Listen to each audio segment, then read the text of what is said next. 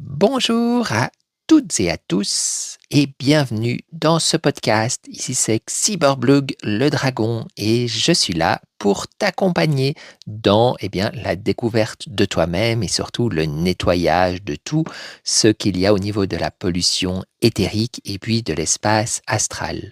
Comme je t'avais promis dans l'épisode de la semaine précédente, on va parler de la flamme du cœur. Alors, peut-être que tu as lu l'article sur le blog et que tu comprends mieux comment fonctionne la flamme du cœur.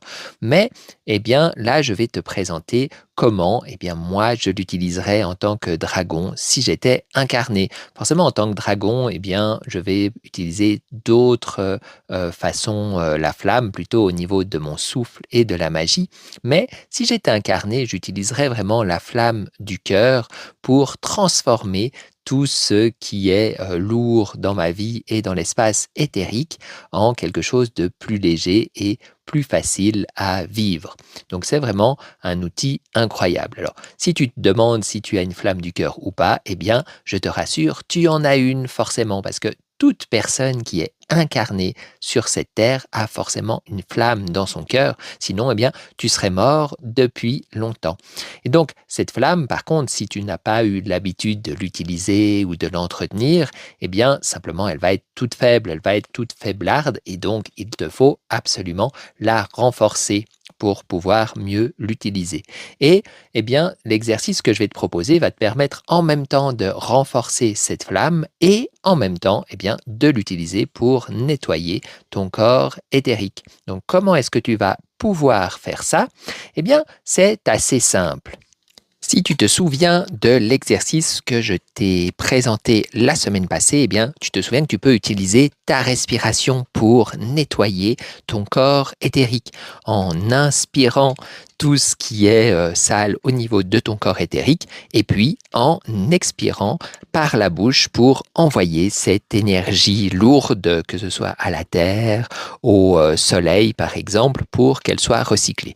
Et là, en fait, on va l'utiliser, mais on va envoyer à la flamme du cœur. Donc, tu peux commencer par prendre un moment pour ressentir à l'intérieur ce qui se passe. Tu peux faire de la méditation si tu sais faire, mais simplement prendre le temps de respirer et de ressentir ton corps. Puis, en respirant en conscience, tu vas amener ta conscience vers ton cœur. La plupart des gens sont trop dans leur tête et donc simplement, tu vas descendre la conscience de ta tête à ton cœur. Si tu as l'habitude en méditation ou autre d'être assez bas dans ton ventre, qui est excellent, tu vas remonter un peu vers ton cœur. Et puis, si tu es déjà dans ton cœur, reste-y en fait, c'est parfait.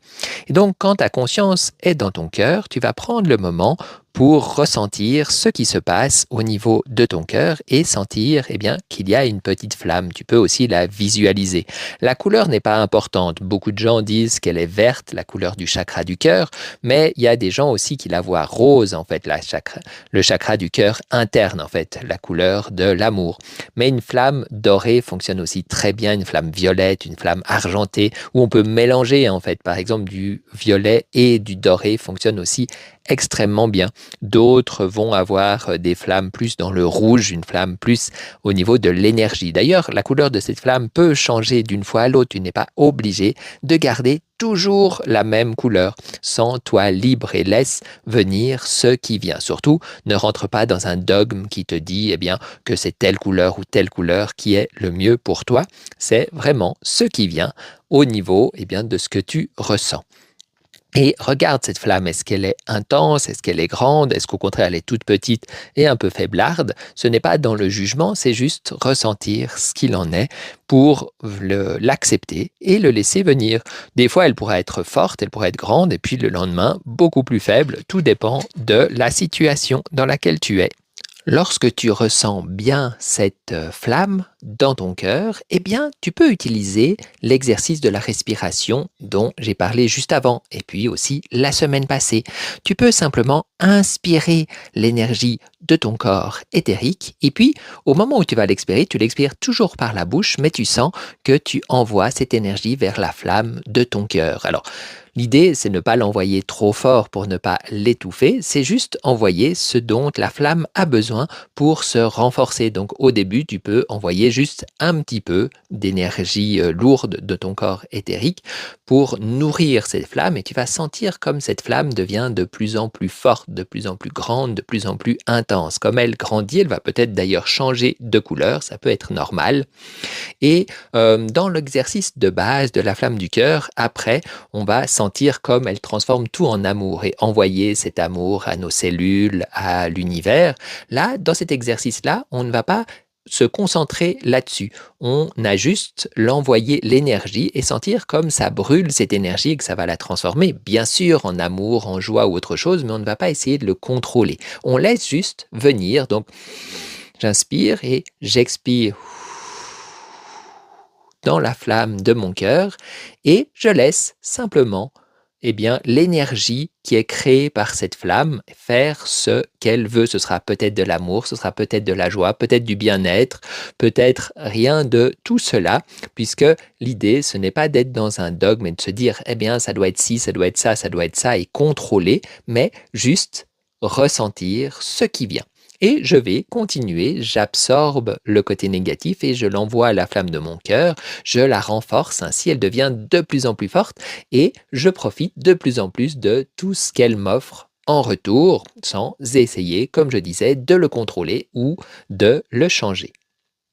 Voilà, donc comme tu vois, l'exercice est plutôt simple et plus tu vas le faire, plus tu vas nettoyer ton corps éthérique, mais également plus tu vas pouvoir renforcer la flamme de ton cœur et profiter d'être dans le bien-être, dans la paix, dans l'amour, dans la joie, dans la félicité, dans la grâce, etc. En fait, ça peut être énormément de choses en fonction de dont tu as besoin à ce moment-là, ce que tu as besoin de ressentir.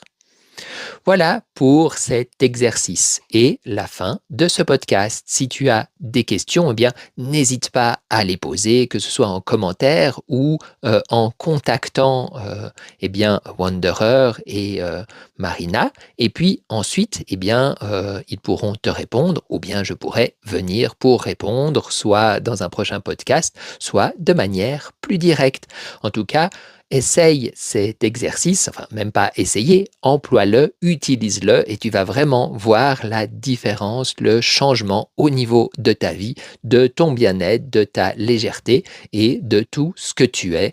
Et tu peux m'en donner des nouvelles, puisque si tu as aussi des remarques et pas nécessairement que des questions, mais des remarques et pour dire justement quels avantages cela a pu faire dans ta vie, ce sera très volontiers que je profiterai de tes expériences, tout comme toute personne pouvant lire tes commentaires. Donc n'hésite pas.